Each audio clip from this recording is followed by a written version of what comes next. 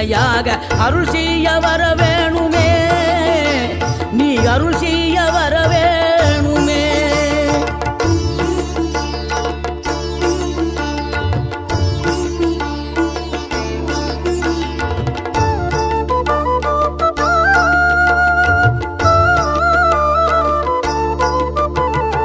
இகழ்தலையும் புகழ்தலையும் ஒரு முகமாய் கருதும்படி செவி உரைத்த முத்துக்குமரன், நீ வறுமையையும் வளமையையும் சமநிலையை உணரும்படி மதி கொடுத்த